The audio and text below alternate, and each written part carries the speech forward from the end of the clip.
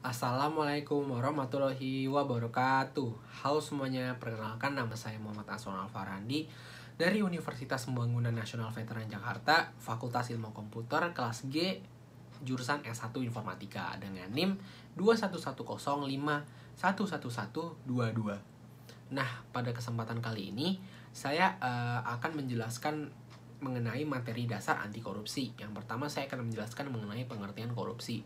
Jadi, istilah korupsi itu berasal dari bahasa Latin corrumpere, corruptio, atau corruptus. Nah, korup itu diartikan buruk, palsu, suap menurut Kamus Besar Bahasa Indonesia pada tahun 1991. Korup juga diartikan suka menerima uang sogok, menyelewengkan uang atau barang milik perusahaan atau negara, menerima uang dengan menggunakan jabatan untuk kepentingan pribadi menurut Kamus Hukum 2002.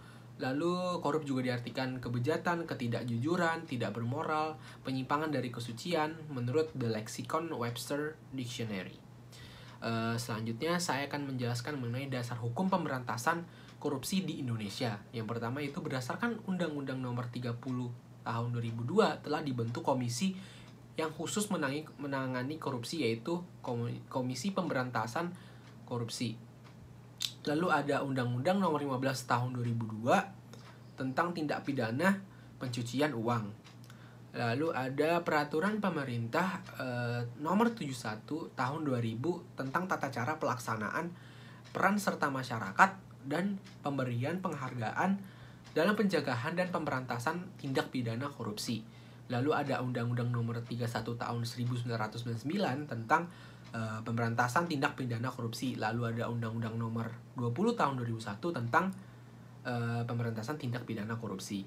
Lalu selanjutnya ada Undang-Undang Nomor 28 Tahun 1999 tentang penyelenggaraan negara yang bersih dan bebas KKN. Lalu ada ketetapan MPR Nomor 10 /MPR 1998 tentang penyelenggaraan negara yang bersih dan bebas KKN. Lalu ada Undang-Undang Nomor 13 Tahun 1971 tentang pemberantasan tindak pidana korupsi. Lalu yang terakhir yaitu Instruksi Presiden Republik Indonesia Nomor 5 Tahun 2004 tentang percepatan pemberantasan korupsi. Nah, selanjutnya saya akan menjelaskan perbedaan gratifikasi, uang pelicin, pemerasan, dan suap menyuap.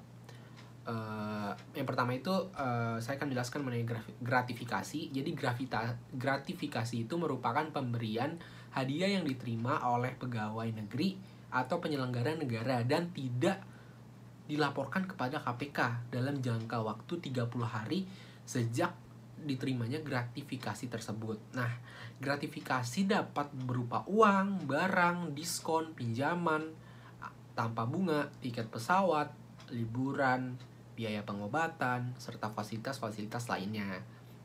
Lalu selanjutnya ada uang pelicin. Nah, uang pelicin ini didefinisikan sebagai sejumlah pemberian, biasanya dalam bentuk uang ya, untuk memulai mengamankan, mempercepat akses pada terjadinya suatu layanan. Nah, selanjutnya ada pemerasan. Nah, pemerasan ini merupakan tindakan yang dilakukan oleh pegawai negeri atau penyelenggara negara untuk menguntungkan diri sendiri atau orang lain secara melawan hukum atau dengan menyalahgunakan kekuasaannya dengan memaksa seseorang memberikan sesuatu, membayar atau menerima pembayaran dengan potongan atau untuk mengerjakan sesuatu bagi dirinya sendiri. Nah, ini yang terakhir yaitu suap menyuap. Suap menyuap merupakan tindakan pemberian uang atau menerima uang atau hadiah yang dilakukan oleh pejabat pemerintah untuk melakukan atau tidak melakukan sesuatu yang bertentangan dengan kewajibannya sebagaimana perbedaan hukum formil dan material.